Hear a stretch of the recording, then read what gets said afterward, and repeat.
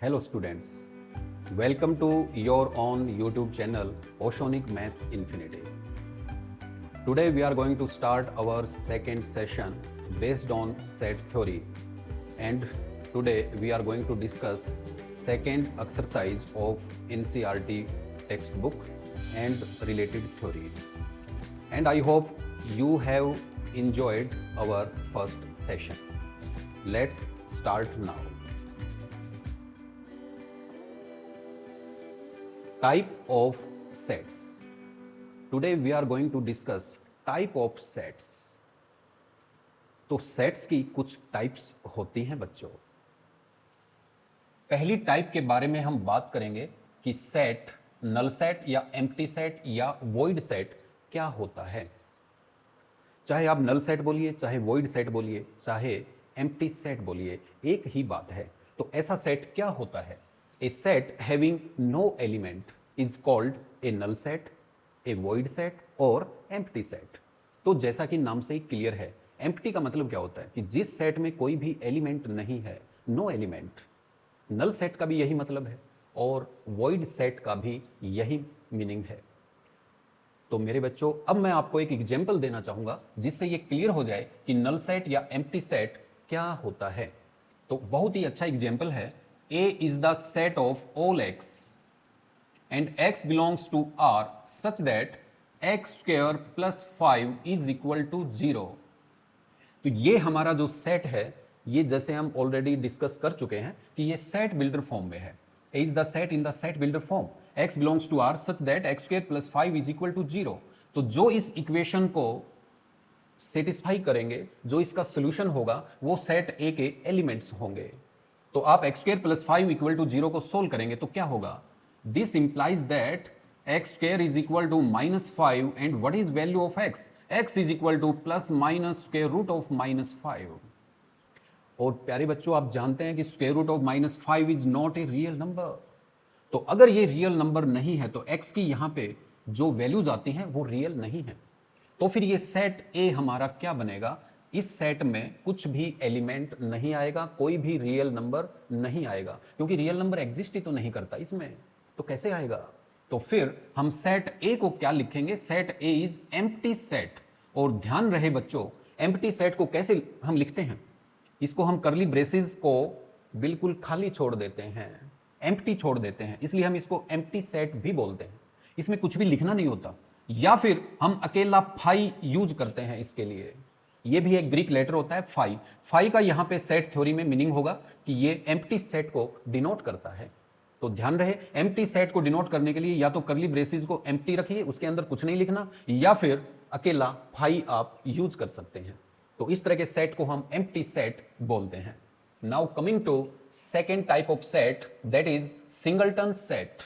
तो dear students, जैसा कि नाम से ही क्लियर है कि सिंगलटन सेट, तो ये सिंगल वर्ड का आभास देता है। तो सिंगल का मतलब क्या हुआ?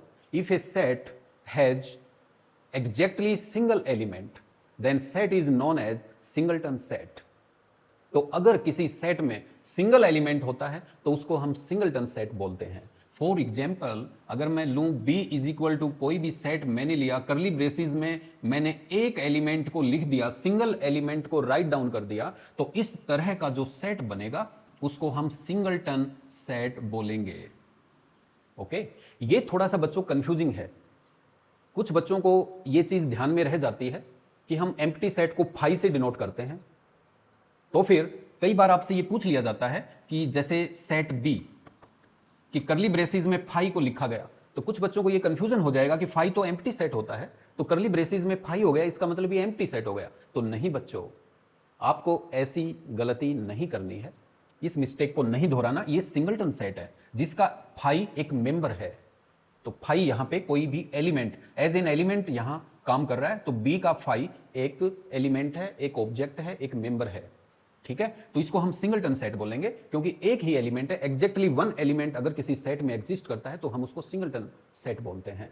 तो I hope you have understood this very well. अब चलते हैं हम थर्ड पार्ट की तरफ, जो है finite set. Now we are going to discuss about finite set. What do you mean by finite set?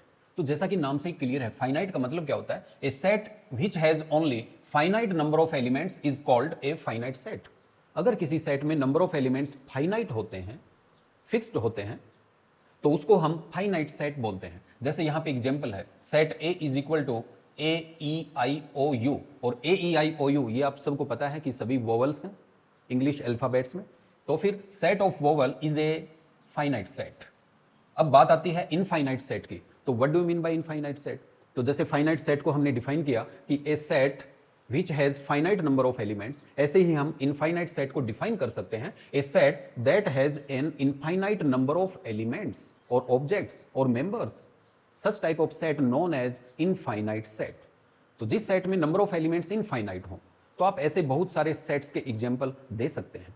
जैसे set of natural numbers, set of natural numbers की हम बात करें तो वो एक इनफाइनाइट सेट का एग्जाम्पल है, क्योंकि नेचुरल नंबर्स इनफाइनाइट होते हैं। Natural numbers start from one से स्टार्ट होके कहां तक जाते हैं नेचुरल नंबर्स? सबसे बड़ा, the greatest natural number can't be defined.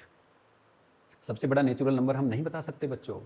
अगर मान लीजिए मैं आपसे कहूं कि कैपिटल एन या कोई भी स्मॉल एन मान लेते हैं कि स्मॉल एन जो है ये सबसे बड़ा नेचुरल नंबर है, ऐसा मैंने बोल दिया, तो अगर कोई बच्चा मुझसे कहे कि क्या सर n+1 इससे छोटा होगा, तो नहीं बच्चों, n+1 तो n से बड़ा होगा। और फिर कोई दूसरा बच्चा अगर कह दे कि सर फिर n+2 के बारे में क्या, तो n+2 तो बच्चों n+1 से भी बड़ा होगा। और फिर कोई स्टूडेंट मुझसे कह दे कि सर n+3 के बारे में क्या, तो वो तो उससे भी एक स्टेप आगे हो गया। तो डियर स्टूडेंट्स, इस ढंग से हम द ग्रेटेस्ट नेचुरल नंबर को डिफाइन नहीं कर सकते। तो ये आप अपनी बचपन में या अपनी जूनियर क्लासेस में पढ़ चुके हैं, ठीक है। तो इसलिए the set of natural number infinite set का एक एग्जाम्पल है। इसी तरह से सेट ऑफ होल नंबर्स, जिसको हम W से रिप्रेजेंट करते हैं, वो भी इनफाइनाइट सेट का एक एग्जाम्पल है। इसी तरह से सेट ऑफ इंटीजर्स और set of real numbers, set of rational numbers, set of irrational numbers, these all are infinite sets. तो इसके बारे में आपको डाउट नहीं होना चाहिए। और फिर हम आगे चलें तो अगला टॉपिक इसमें आता है कि कार्डिनल नंबर या ऑर्डर ऑफ द सेट, इससे आप क्या समझते हैं? ठीक है स्टूडेंट्स, अभी तक हमने क्या पढ़ा? अभी तक आपको सेट्स की टाइप्स के बारे में बताया कि सबसे पहले तो नल सेट क्या होता है, सिंगलटन सेट क्या होता है, फाइनाइट सेट क्या होता है, इनफाइनाइट सेट क्या होता है। और इन डेफिनेशंस के बाद हम आते हैं कि different terms related to set, कि सेट से जो डिफरेंट टर्म्स रिलेटेड हैं उनमें सबसे पहले आता है कार्डिनल नंबर और ऑर्डर ऑफ द सेट। ये एक ही बात है दोनों, या तो आप कार्डिनल नंबर बोलिए या ऑर्डर ऑफ द सेट बोलिए। तो the number of elements in a finite set is known as its cardinal number और ऑर्डर ऑफ द सेट। तो बच्चों आप समझने का प्रयास कीजिए, बहुत ही सिंपल है कि किसी सेट में उसमें कितने नंबर ऑफ एलिमेंट्स हैं। तो अगर किसी सेट में जितने नंबर ऑफ एलिमेंट्स हैं उसको हम उस सेट का कार्डिनल नंबर या ऑर्डर ऑफ द सेट कहते हैं। फॉर एग्जाम्पल, सेट ए में एलिमेंट्स हैं 1, 2, 3, 4, 5। ये फर्स्ट 5 नेचुरल नंबर्स लिखे गए हैं। तो मैं आपसे कहूं कि ओ ऑफ ए का मतलब होगा ऑर्डर ऑफ ए। तो ऑर्डर ऑफ ए क्या है? इसमें 5 एलिमेंट्स हैं तो 5 हो जाएंगे। और इसी का दूसरा नाम क्या होता है? Cardinal number. और कार्डिनल नंबर को हम एन ऑफ ए से रिप्रेजेंट कर सकते हैं। एन ऑफ ए का मतलब क्या होगा? Number of elements in set ए, और ये है 5, तो फिर कार्डिनल नंबर इसका 5 हो जाएगा, ऑर्डर भी 5 हो जाएगा। तो आपको कंफ्यूज्ड नहीं होना, चाहे कार्डिनल नंबर लिखा हो चाहे नंबर ऑफ एलिमेंट्स लिखे हो, एक ही बात है, बहुत ही सिंपल। तो फिर हम आगे चलते हैं। अब सेकेंड पार्ट क्या है? Equal sets. तो टू सेट्स इक्वल कब कहे जाते हैं? Two sets are said to be equal if set A and B are said to be equal if every element of A is in B and every element of B is in A। तो dear students, बिल्कुल जाहिर सी बात है कि A के सभी elements B में हैं, सेट B में, और सेट B के सभी एलिमेंट्स सेट A में हैं, तो दोनों सेट्स इक्वल कहलाएंगे, नो डाउट। तो बड़ा ही क्लियर है। इसका मतलब ये हुआ कि दोनों में सेम एलिमेंट्स होंगे, हूबहू एक जैसे होंगे। एक तो उनका कार्डिनल नंबर सेम होगा। If two sets are equal तो उनका कार्डिनल नंबर सेम होना चाहिए, ऑर्डर सेम होना चाहिए, और जो एलिमेंट्स हैं वो हूबहू एक जैसे होने चाहिए। यानी सेट ए के सारे एलिमेंट बी में होने चाहिए और सेट बी के सारे एलिमेंट्स ए में होने चाहिए, तो हम उन सेट्स को इक्वल सेट्स बोलेंगे। ठीक है, और इक्वल जब हम सेट्स की बात करते हैं तो एक प्रॉपर्टी आप ना भूलें कि सेट में अगर हम ऑर्डर चेंज कर दें तो उससे सेट पे कोई फर्क नहीं पड़ता, वो इममेटीरियल होता है। जैसे set A is equal to, मैंने लिखा 1, 2, 3, 4।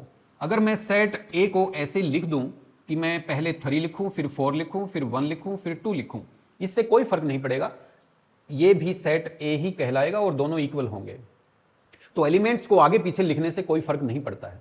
ये मैंने आपको हमारे फर्स्ट सेशन में जब हमने इसको डिस्कस किया था तब भी मैंने आपको बताया था, लेकिन मेरा काम है बच्चों बार बार आपको वो चीज़ें रिमाइंड करवाना, जिससे क्या होगा कि आपके सबकॉन्शियस माइंड में ये इंफॉर्मेशन जाएंगी तो आप उनको अच्छे से रिकॉल कर पाएंगे। तो फिर अगर सेट्स के एलिमेंट्स को आगे पीछे लिख दिया जाए तो उससे कोई फर्क नहीं पड़ेगा, तो ये दोनों इक्वल हो जाएंगे।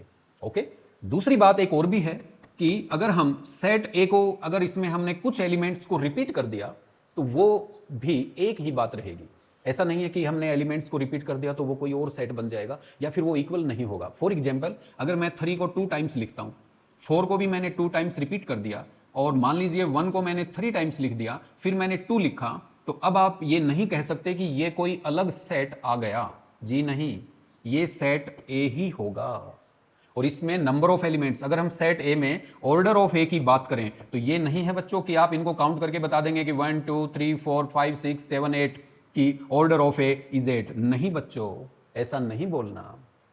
आप ओशोनिक मैथ्स इंफिनिटी के स्टूडेंट्स हैं तो आपको पता है कि सेट में अगर ये रिपीटिशन हो जाता है एलिमेंट्स का तो इनसे कोई फर्क नहीं पड़ता है, तो इसका ऑर्डर क्या होगा, ऑर्डर वही इसका 4 रहेगा। तो ऑर्डर ऑफ ए इज 4 और ये तीनों सेट्स इक्वल होंगे, नो डाउट। तो इतना अगर आपको समझ आ जाता है तो आपकी ये थ्योरी बिल्कुल क्लियर हो जाती है। तो इक्वल सेट्स के बारे में आपने पढ़ा। इक्वल सेट्स के बाद अब बात आती है इक्विवेलेंट सेट्स की। तो इक्विवेलेंट सेट्स क्या होते हैं? तो जैसा कि नाम से क्लियर हो गया, इक्विवेलेंट सेट्स, एक तो होता है इक्वल सेट्स। इक्वल सेट्स के बारे में मैंने बोला कि जिनका ऑर्डर सेम हो, जिनमें कार्डिनल नंबर सेम हो और एलिमेंट्स हूबहू एक जैसे हों। तो कहने का मतलब हुआ कि जो सेट्स इक्वल होते हैं वो इक्विवेलेंट होते हैं, लेकिन जो सेट्स इक्विवेलेंट हैं उनका इक्वल होना जरूरी नहीं है। लेकिन ये क्या बच्चों, अभी तक तो मैंने आपको इक्विवेलेंट सेट्स के बारे में तो बताया ही नहीं, इक्विवेलेंट होते क्या हैं। लेकिन आप बहुत समझदार हैं, आप समझ गए हैं कि इक्विवेलेंट सेट्स क्या होते हैं। Equivalent sets are the sets whose cardinal number is same, जिनका ऑर्डर सेम हो, कार्डिनल नंबर सेम हो। In other words we can say that if number of elements in two sets are equal, then we can say that the sets are equivalent, no doubt। तो अब आपको अच्छे से clear हो गया होगा कि इक्विवेलेंट सेट्स में हमें नंबर ऑफ एलिमेंट्स देखने होते हैं और कुछ नहीं देखना होता। तो ये डेफिनेशंस बहुत ही सिंपल हैं, लेकिन सेट थ्योरी में हमें इनको स्टडी करना पड़ता है। स्टेप बाय स्टेप हम लेवल को बढ़ाते जा रहे हैं। ठीक है, अब हम आगे चलते हैं। Now there is an important note. ये नोट एनसीईआरटी की बुक से लिया गया है, ये मैं आपको पहले ही बता चुका हूं। बहुत ही इंपॉर्टेंट नोट है बच्चों, इसको इग्नोर नहीं करना है। तो नोट क्या है कि all infinite sets can not be described in the roster form. हम सभी इनफाइनाइट सेट्स को, बड़े काम की बात है कि क्या हम सभी इनफाइनाइट सेट्स को रोस्टर फॉर्म में एक्सप्रेस कर सकते हैं? नहीं बच्चों, हम सभी इनफाइनाइट सेट्स को रोस्टर फॉर्म में एक्सप्रेस नहीं कर सकते। अब फिर मुझसे बच्चे पूछें कि सर बताइए फिर ऐसा कोई एग्जाम्पल जिससे हम इनफाइनाइट सेट्स को रोस्टर फॉर्म में ना बदल सकें, आप कोई एग्जाम्पल तो बताइए। तो बच्चों एक बहुत अच्छा एग्जाम्पल होगा रियल नंबर्स का एग्जाम्पल। अब हम रियल नंबर्स को रोस्टर फॉर्म में नहीं लिख सकते। अब कुछ बच्चों के मन में आ रहा होगा कि क्यों नहीं लिख सकते, हम लिख तो सकते हैं, हमें रियल नंबर्स का पता है, एलिमेंट्स का पता है, तो फिर हम क्यों नहीं लिख सकते? बात सही है। मैंने आपको बोला था कि रोस्टर फॉर्म में अगर हमें किसी सेट को लिखना हो तो क्या करना पड़ेगा? रोस्टर फॉर्म में बच्चों अगर किसी सेट को लिखना हो तो हमें उसके एलिमेंट्स का पता होना चाहिए, और सभी एलिमेंट्स को हम कोमाज से सेपरेट करेंगे और करली ब्रेसिस में इंक्लोज कर देंगे। इसी को तो रोस्टर फॉर्म बोलते हैं। लेकिन ये क्या, हम सभी रियल नंबर्स को रोस्टर फॉर्म में क्यों नहीं लिख पाते? उसकी एक वजह है बच्चों। पहली बात, जो रियल नंबर्स है ना वो क्या होते हैं? इनफाइनाइट होते हैं, और अगर हम उसको रोस्टर फॉर्म में लिखेंगे तो हमें क्या करना पड़ेगा कि उसकी स्टार्टिंग में और एंडिंग में हमें कुछ तीन डॉट अप्लाई करने पड़ेंगे। तीन डॉट लगाने का मतलब होगा कि वो इनफाइनाइट सेट है। अब आपको पता है कि रियल नंबर्स नेगेटिव्स भी होते हैं और पॉजिटिव भी होते हैं, लेकिन अब बात यह है कि रियल नंबर्स का कोई स्पेसिफिक पैटर्न नहीं होता। तो फिर हम कुछ रियल नंबर्स लिख के डॉट लगाएं तो उससे ये इंफॉर्मेशन नहीं मिलेगी कि ये सेट रियल नंबर्स का ही सेट है। इसको समझने से पहले मैं आपको एग्जांपल देना चाहूं। जैसे मुझे आपको बताना हो कि सेट ऑफ इवन नंबर्स, तो आप उसको कैसे लिखेंगे? सेट ऑफ इवन नंबर्स को लिखना हो तो उसको हम टेबुलर फॉर्म में या रोस्टर फॉर्म में लिख सकते हैं। ए, जैसे इवन नंबर में पहला 2 लिख दें हम, जैसे पॉजिटिव इवन नंबर्स की हम बात करें तो 2, फिर 4, फिर 6, और इवन नंबर ये सारे पॉजिटिव हैं, फिर 8, फिर 10, और लास्ट में हमने 3 डॉट अप्लाई कर दिए। इसका मतलब हुआ कि ये set A is the set of all positive even integers. ठीक है, तो ये पॉजिटिव इवन इंटीजर्स का सेट हो गया। तो ये आप समझ पाएंगे। आगे 3 डॉट हैं तो आपको पता है कि 10 के बाद नेक्स्ट क्या आएगा? 12 आएगा, फिर 14 आएगा, फिर 16 आएगा। ऐसे आप चलते जाएंगे और इसकी फॉर्म क्या होगी? 2n होगी। और n हमारा क्या होगा? n कोई भी नेचुरल नंबर हो सकता है जो 1 से स्टार्ट करके हम इन्फिनिटी तक जा सकते हैं, एंडलेस ये हो सकता है। तो इसमें हमें कोई डाउट नहीं है। तो हम इवन नंबर्स को, ये वैसे तो इनफाइनाइट सेट था इवन नंबर्स का, फिर भी हमने इसको रोस्टर फॉर्म में एक्सप्रेस कर दिया क्योंकि इसका एक स्पेसिफिक पैटर्न है। 2 के बाद 4, 4 के बाद 6, के बाद 8, के बाद 10, 2n की फॉर्म। तो ये स्पेसिफिक पैटर्न है। लेकिन रियल नंबर्स में क्या लिखेंगे? अब रियल नंबर्स में तो सब कुछ होता है, even, odd, prime, negative, positive, zero, सब कुछ इंक्लूड है इमेजिनरी नंबर्स को छोड़कर, बाकी सब नंबर्स इंक्लूड हैं। तो फिर रियल नंबर्स में कोई स्पेसिफिक पैटर्न न होने की वजह से उसको हम रोस्टर फॉर्म में नहीं लिख सकते। हम उसको अगर चाहें तो सेट बिल्डर फॉर्म में तो लिख सकते हैं, लेकिन रोस्टर फॉर्म में नहीं लिख पाएंगे। अब आप कहेंगे कि सर उसको हम रोस्टर फॉर्म में तो नहीं लिख सकते, लेकिन सेट बिल्डर फॉर्म में कैसे लिखेंगे? तो प्यारे बच्चों, अगर सेट बिल्डर फॉर्म में हमें रियल नंबर्स के सेट को लिखना हो तो B is the set of all x such that x belongs to capital R। Capital R का मतलब है कि वो रियल नंबर्स के सेट से बिलोंग करता है। तो हमने इसको सेट बिल्डर फॉर्म में या रूल मेथड में या फिर प्रॉपर्टी मेथड से हमने इसको एक्सप्रेस कर दिया, लेकिन इसको हम रोस्टर फॉर्म में नहीं लिख पाएंगे रियल नंबर्स के सेट को।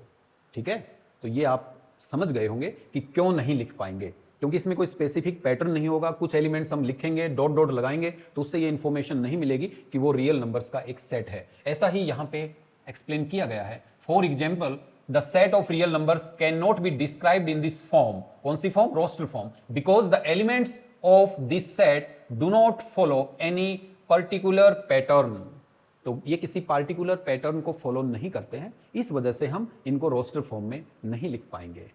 ठीक है बच्चों, तो बहुत अच्छी इंफॉर्मेशन हमें जानने को मिली। अब हम एक इंफॉर्मेशन और है जो कि मैं एक्सप्लेन ऑलरेडी कर चुका हूं, लेकिन फिर भी हम पढ़ेंगे। तो नोट क्या है? A set does not change if one or more elements of this set are repeated. अगर किसी सेट के एक या एक से ज्यादा एलिमेंट्स रिपीट होते हैं तो सेट चेंज नहीं होगा। For example, the sets A equal to 1, 2, 3 and B equal to 2, 2, 1, 3, 3 are equal. ये दोनों सेट्स डियर स्टूडेंट्स इक्वल हैं क्योंकि इसके एलिमेंट है 1, 2, 3, और इसको अगर आप रोस्टर फॉर्म में एक्सप्रेस करेंगे तो रिपीटिशन को अवॉइड करना पड़ेगा ना। तो 2 लिखेंगे, 1 लिखेंगे, और 3 2 टाइम्स है तो एक बार लिखेंगे, और इनका ऑर्डर चेंज करने से सेट चेंज नहीं होगा। 2, 1, 3 can also be written as 1, 2, 3। तो अगर ऐसा कर दिया तो both are equal, no doubt. तो इसलिए ये भी आपको ध्यान रखना है, ये भी एक इंपॉर्टेंट नोट है। Now move on to next topic, and next is our exercise 1.2, NCERT exercise 1.2। Now we are going to solve this exercise. अगर अभी तक हमने जिन कॉन्सेप्ट्स को डिस्कस किया, अगर वो प्यारे बच्चों आपको समझ आ गया, तो now you are able to solve this exercise yourself without any help, without my help. Okay, फिर भी हम सोल्व करेंगे, तो आप ध्यान से देखें। फर्स्ट क्वेश्चन क्या है? Which of the following are examples of the null set. इनमें से कौन कौन से नल सेट के एग्जांपल हैं? तो नल सेट का मतलब मैंने आपको बताया था ना बच्चों कि नल सेट क्या होता है। नल सेट को वॉइड सेट भी बोलते हैं, एम्प्टी सेट भी बोलते हैं, जिसमें कोई भी एलिमेंट नहीं होता, और नल सेट को हम फाई से रिप्रेजेंट करते हैं या करली ब्रेसेस को एम्प्टी रखते हैं, ये उसका सिंबल होता है। ठीक है, तो यहां पे हम फर्स्ट पार्ट पे अगर आए, set of odd natural numbers divisible by 2। तो ध्यान दीजिए बच्चों कि जो नेचुरल नंबर्स डिविजिबल बाई 2 हैं तो उनको क्या बोलते हैं आप? If numbers are divisible by 2 then numbers are known as even numbers. लेकिन ये क्या, ये तो कह रहा है कि set of odd natural numbers जो 2 से डिविजिबल हो। तो ऐसा तो कोई नंबर नहीं होता मैथ्स में जो ऑड भी हो इवन भी हो, ऐसा कोई नहीं होता। या तो इवन नंबर्स मिलेंगे या फिर ऑड नंबर्स मिलेंगे। ठीक है बच्चों, तो फिर ये क्या हो जाएगा, सेट 1 जो होगा ये एम्प्टी सेट का एग्जाम्पल होगा जिसको हम फाई से रिप्रेजेंट करते हैं। Now coming to second part, set of even prime numbers. अब इवन प्राइम नंबर्स कौन कौन से होते हैं, तो मैथ्स में आप देखेंगे तो सिर्फ 2 एक ऐसा नंबर है। 2 की एक विशेषता है, क्या है, 2 की एक विशेषता है कि ये इवन प्राइम नंबर है, इवन होते हुए प्राइम है।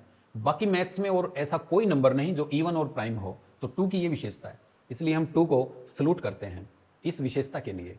ठीक है, तो फिर set of even prime numbers, एक ही नंबर होता है 2, तो हम इस सेट को सिंगलटन सेट बोल सकते हैं। ये एम्प्टी सेट का एग्जाम्पल नहीं हुआ, ये सिंगलटन सेट है, तो सिंगलटन सेट होगा। नेक्स्ट हम आते हैं थर्ड पार्ट पे। This is the set of all x such that x is an natural numbers and x is less then 5 and x greater than 7। तो वे सभी नेचुरल नंबर्स जो 5 से लेस देन है, 7 से ग्रेटर देन है। तो ऐसे तो नंबर्स हो ही नहीं सकते ना, 5 से तो छोटे हों 7 से बड़े हों, ऐसा कैसे हो जाएगा। दोनों का एक साथ होना मुश्किल है। कोई एक तो हो सकता है कि 5 से लेस देन हो, वो चलेगा, और 7 से ग्रेटर देन हो, ऐसे बहुत सारे नेचुरल नंबर्स हैं। लेकिन डियर स्टूडेंट्स, बीच में एंड लिखा गया है। एंड का मतलब है दोनों जो कंडीशंस हैं वो एक साथ होनी चाहिए, दोनों साइमल्टेनियसली इंपोज अगर करें दोनों कंडीशंस को, तो फिर ये ऐसा कोई सेट मौजूद नहीं है जिसमें कोई एलिमेंट हो। तो ऐसे सेट को हम क्या बोलते हैं, एम्प्टी सेट बोलते हैं। तो this is the example for empty set, that is null set. तो ये एक एम्प्टी सेट का एग्जाम्पल होगा। Now coming to fourth part, this is the set of all y such that y is a point common to any 2 parallel lines.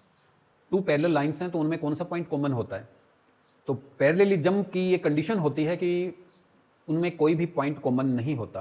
तो यहाँ पे लिखा गया है कि ये एक ऐसा सेट है जो पैरेलल लाइंस के कॉमन पॉइंट्स हैं। तो पैरेलल लाइंस में कोई कॉमन पॉइंट नहीं होता, तो ये भी एक एम्प्टी सेट का एग्जाम्पल है। तो ये भी 5 हो जाएगा।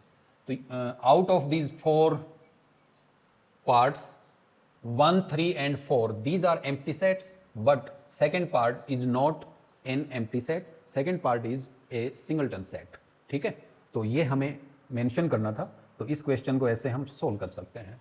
Now next question is which of the following sets are finite और इनफाइनाइट। ये भी बड़ा सिंपल है। फाइनाइट सेट्स क्या होते हैं, जिसमें नंबर ऑफ एलिमेंट्स फाइनाइट हो, और इनफाइनाइट सेट्स क्या होते हैं, जिनमें नंबर ऑफ एलिमेंट्स इनफाइनाइट हो। तो ये भी हम एक्सप्रेस कर सकते हैं। The set of months of a year, तो डियर स्टूडेंट्स आपको मंथ्स ऑफ ए ईयर पता है, 12 मंथ्स होते हैं, तो ये फाइनाइट सेट का एक एग्जाम्पल है। तो आप कह सकते हैं कि ये फाइनाइट है। Now coming to second part, 1 2 3 dot dot dot, 3 बार डॉट अगर लास्ट में लगा रखा है, इसका मतलब हुआ कि ये सेट ऑफ नेचुरल नंबर्स हैं। 1 2 3 नेचुरल नंबर होते हैं, तो ये भी फाइनाइट सेट का, इनफाइनाइट सेट का एग्जाम्पल है। Infinite set. ठीक है बच्चों, अब चलते हैं थर्ड पार्ट पे। थर्ड पार्ट क्या है, 1, 2, 3, फिर बीच में डॉट डॉट डॉट 99 डॉट 100। तो ये इनफाइनाइट सेट नहीं है। ऐसा मैंने आपको हमारे फर्स्ट सेशन में एक क्वेश्चन आया था, उसमें भी बीच में डॉट लगा रखे थे कुछ नंबर्स के सेट के बीच में। तो मैंने बोला था कि इनफाइनाइट सेट तभी कहलाता है या तो उस सेट के लास्ट में 3 डॉट हों या स्टार्टिंग में 3 डॉट्स अप्लाई किए गए हों, तो आप उसको इनफाइनाइट सेट बोल सकते हैं। लेकिन यहाँ पे तो बीच में है। बीच का मतलब है कि इस जैसे और नंबर्स भी बीच में आएंगे। जैसे 3 के बाद 4 आएगा, 5 6 7 8 9 10 अप टू 98, 99 और 99 और 100 यहाँ लिखे गए हैं। तो फिर ये जो एक्सप्रेशन है, जो सेट है, ये फाइनाइट सेट का एग्जाम्पल है, ये इनफाइनाइट सेट नहीं होगा। Now move on to fourth part, the set of positive integers greater than 100। 100 से ज़्यादा पॉजिटिव इंटीजर्स, 100 से ऊपर अगर बात करें तो 101, 102, 103, ऐसे हम चलते जाएंगे तो डॉट डॉट डॉट अप्लाई करने पड़ेंगे, क्योंकि ये बहुत सारे पॉजिटिव इंटीजर्स एग्जिस्ट करते हैं, इनफाइनाइटली नंबर्स होते हैं। तो फिर हम इसको इनफाइनाइट सेट बोलेंगे। ठीक है स्टूडेंट्स, तो ये इनफाइनाइट सेट होगा। इसके बाद मेरे बच्चों फिफ्थ पार्ट पे, coming to the fifth part, we have the set of prime numbers less than 99 is a finite और इनफाइनाइट सेट। तो प्राइम नंबर्स लेस देन 99 की बात करें तो ये फाइनाइट सेट होगा, क्योंकि जो प्राइम नंबर्स हैं वो 99 तक तो फिक्स्ड हैं, ठीक है, 99 तक। क्योंकि जो प्राइम नंबर्स होंगे वो हमारा फर्स्ट प्राइम नंबर 2 से स्टार्ट होगा। 1 क्या होता है, 1 is neither prime nor composite. तो पहला प्राइम नंबर 2 होता है, 2 के बाद 3, 3 के बाद 5, ऐसे हम चलते जाएंगे तो 99 तक हमारे पास finite number of prime numbers exist करेंगे। तो हम कह सकते हैं कि the set of prime numbers less than 99 is a finite set. तो प्यारे बच्चों, यहाँ तक कोई दिक्कत, कोई परेशानी? अगर नहीं है तो हम आगे चलते हैं। तो नेक्स्ट जो क्वेश्चन है, क्वेश्चन नंबर 3, इसमें आपको क्या मेंशन करना है, state whether each of the following set is finite और इनफाइनाइट। तो इसमें भी 3 पार्ट्स दिए गए हैं, इनमें आपको बताना है कि ये सेट फाइनाइट होंगे कि इनफाइनाइट।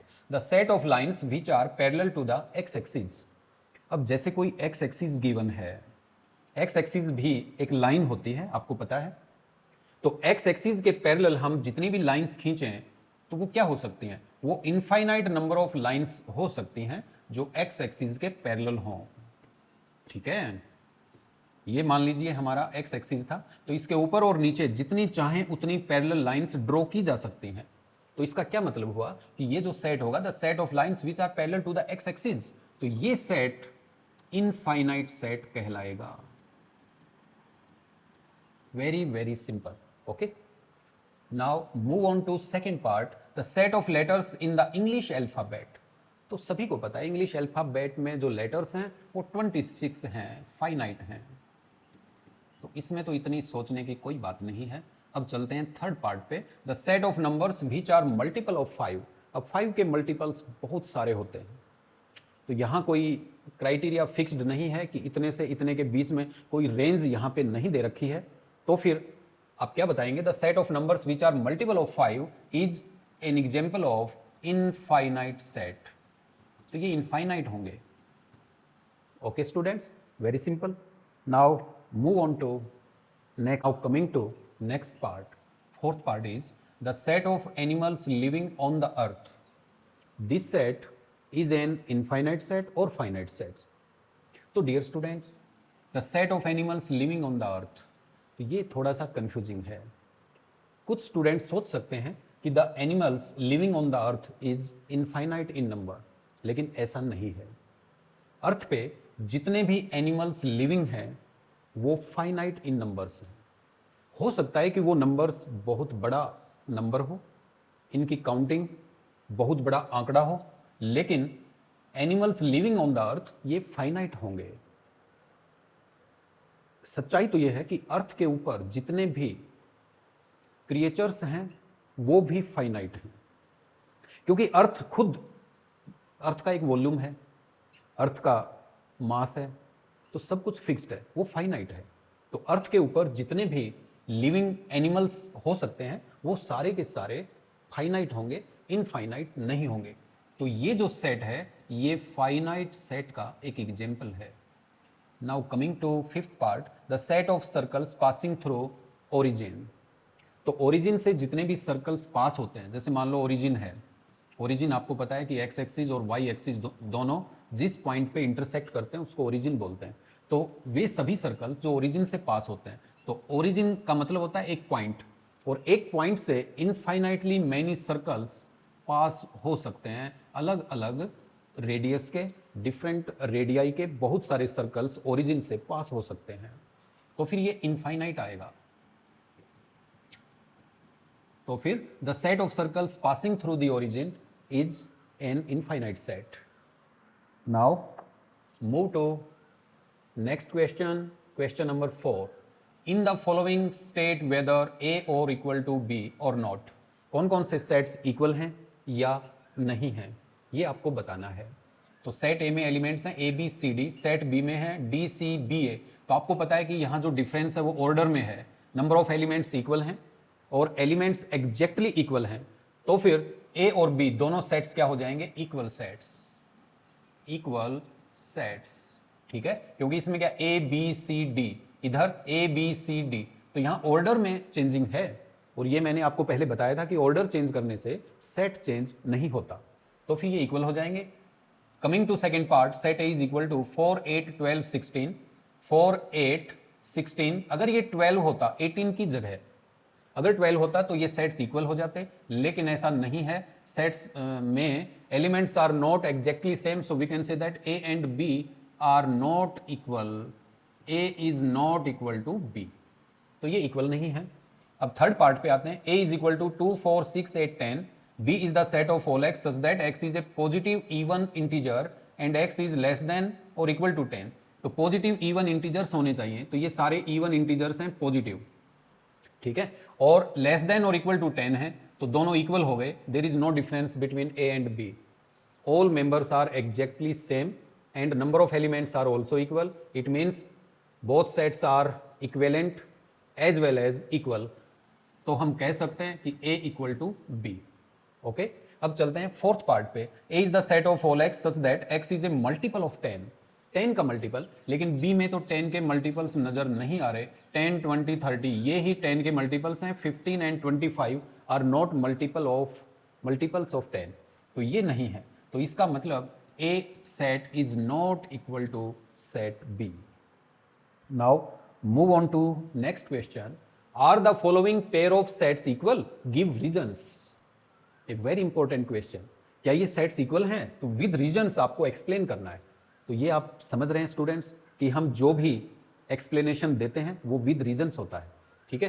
तो फर्स्ट पार्ट में क्या है, a इज इक्वल टू 2 3, इसमें दो ही एलिमेंट है, b is the set of all x such that x is a solution of x square plus 5x plus 6 is equal to 0, ये एक क्वाड्रेटिक इक्वेशन है, और क्वाड्रेटिक इक्वेशन को solve करने का क्या तरीका होता है, या तो आप क्वाड्रेटिक फॉर्मूला यूज कर सकते हैं जिसको श्रीधराचार्य फॉर्मूला भी कहते हैं, या फिर आप इसको फैक्टराइजेशन मेथड से सोल्व कर सकते हैं, तो इसको आप फैक्टराइज करेंगे, और फैक्टराइज करने के लिए आप क्या करेंगे, जो एक्सट्रीम टर्म्स हैं उनका प्रोडक्ट बनता है 6, और जो मिडल टर्म है उसका कोफिशिएंट है 5, आपको दो नंबर ऐसे चूज करने हैं जिनका प्रोडक्ट 6 हो और जिनका सम 5 हो, ऐसे 2 नंबर्स कौन कौन से हैं, 2 एंड 3, ठीक है बच्चों, 2 एंड 3 तो 5 होता है, 2 इंटू 3 6 होता है, तो फिर हम 2 और 3 में मिडल टर्म को स्प्लिट अप कर सकते हैं, इस मेथड को ये भी बोलते हैं कि स्प्लिटिंग द मिडल टर्म, तो उस मेथड से हम इसको स्प्लिट अप कर सकते हैं, फैक्टराइज कर सकते हैं, तो क्या लिख सकते हैं हम कि 2 और 3 है ना, तो this can be written as x plus 2 x plus 3 into x plus 3 is equal to 0, this implies that x is equal to, या तो ये 0 इधर x प्लस 2 0 और x प्लस 3 0, तो फिर x की वैल्यूज आ जाएंगी -2 एंड -3, तो x की वैल्यूज हैं -2 एंड -3, तो यहां पे a क्या है, a में 2 और 3 है, लेकिन b में दो ही एलिमेंट हैं, set b can be written in tabular form or roster form, ये सेट बिल्डर फॉर्म में लिखा गया है, अगर आप टेबुलर फॉर्म में लिखें तो सेट b के इक्वल -2 और -3 दो एलिमेंट आएंगे, दो मेंबर्स होंगे इसके, दो ऑब्जेक्ट्स होंगे, तो फिर हम कह सकते हैं a and b are not equal, b के जो एलिमेंट्स हैं वो एग्जैक्टली नेगेटिव हैं a के एलिमेंट्स के, तो a is not equal to b, ये क्लियरली हम मेंशन कर सकते हैं। अब हम चलते हैं सेकंड पार्ट की तरफ, a is the set of all x such that x is a letter in the word follow, ठीक है, तो फॉलो में अगर आप इसको टेबुलर फॉर्म में एक्सप्रेस करें रोस्टर मेथड में, तो रोस्टर मेथड में क्या लिखेंगे, a इज इक्वल टू, सबसे पहले f, इसके जो लेटर्स हैं फॉलो वर्ड के वो हमें सेपरेट करने पड़ेंगे कोमाद से, और उनको करली ब्रेसेस में इंक्लोज करेंगे, तो उसी को रोस्टर फॉर्म बोलते हैं, लेकिन जो लेटर्स रिपीट होंगे उनको हम इग्नोर करेंगे, उनको छोड़ देंगे, ठीक है, तो f आएगा पहले, कोमा o आएगा, और यहाँ पे डबल l लिखा हुआ है तो एक ही l लिखना पड़ेगा, सिंगल l, उसके बाद o आ चुका पहले, तो इस o को भी अवॉइड करेंगे, एक l को करेंगे, फिर w आएगा, तो इसमें 4 एलिमेंट्स आएंगे। अब हम दूसरे सेट पे आते हैं, b is the set of all y such that y is a letter in the word wolf, तो वॉल्फ में अगर आएंगे तो b is equal to w, फिर o, फिर l, फिर f, तो इसमें आप देख रहे हैं कि चारों लेटर्स डिफरेंट है, कोई भी रिपीटिशन नहीं है, तो फिर चारों को हमें कोमाद से सेपरेट करना पड़ेगा और करली ब्रेसेस में इंक्लोज करना पड़ेगा, तो ये सेट बी हो जाएगा। अब सेट ए और बी में देखेंगे तो W इधर है और W इधर है, बोथ आर इक्वल, F इधर है, F इधर है, O सेम है, L और L सेम है, तो what does it mean? It means A is equal to B. This implies that set A is equal to B. All elements are exactly same. तो इस ढंग से आप इनको इक्वल प्रूव कर सकते हैं. And next question is from the sets given below select equal sets. तो equal sets को बताना है तो बड़ा सिंपल रहेगा. सेट ए में क्या है 2 4 8 12. अब हमें वो सेट ढूंढना है जिसमें एग्जैक्टली सेम एलिमेंट्स हो. नंबर ऑफ एलिमेंट्स तो इक्वल होने ही होने चाहिए, यानी कार्डिनल नंबर या उनका ऑर्डर ये तो सेम होना ही होना चाहिए, लेकिन एलिमेंट्स भी हूबहू एग्जैक्टली सेम होने चाहिए. तो ऐसा जिसमें हो रहा है वे इक्वल सेट्स हैं. तो 2 4 8 12 इसमें भी नहीं है.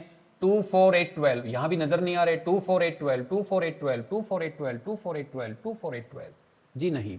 अब ए के इक्वल कोई सेट नहीं है. अब बी क्या है 1 2 3 4 1 2 3 4. अगर हम यहां डी को गौर से देखें सेट डी में तो यहां बच्चों क्या है 1 2 3 4. तो फिर आप देखेंगे B and D both sets are equal, बिल्कुल इक्वल हैं. ठीक है. सिमिलरली सेट सी में क्या है 4 8 12 14. ऐसा नीचे कोई सेट नजर नहीं आ रहा. 4 8 12 14 ऐसा कोई सेट नहीं है जो इसके इक्वल हो, तो इसको भी हम छोड़ देते हैं. अब हम चलते हैं ई के ऊपर. ई सेट में क्या है -1 एंड 1. तो आप ध्यान से देखेंगे तो सेट जी में भी -1 and 1 there are 2 elements and both elements are exactly same. So we can say that set E is equal to set G. तो ये दोनों सेट्स इक्वल हैं, नो डाउट. अब हम चलते हैं सेट एफ की तरफ जिसमें दो एलिमेंट्स हैं 0 और ए, और एच में है 0 एंड 1. तो एफ और एच दोनों इक्वल नहीं हैं. वो अलग बात है कि ये इक्वल नहीं है, लेकिन इक्विवेलेंट सेट्स हैं. Equivalent sets are the set whose cardinal number is same. Okay. तो ये दोनों सेट्स इक्विवेलेंट होंगे लेकिन इक्वल नहीं है. तो बी और डी इक्वल हैं, ई और जी दोनों सेट्स इक्वल हैं. तो I hope you must have understood the topic. Now हमने सभी क्वेश्चंस कंप्लीट कर लिए हैं, डिस्कस कर लिए हैं, और उनसे रिलेटेड थ्योरी भी हमने कंप्लीट की है. तो dear students, keep watching, keep smiling and stay with us. Thanks for watching.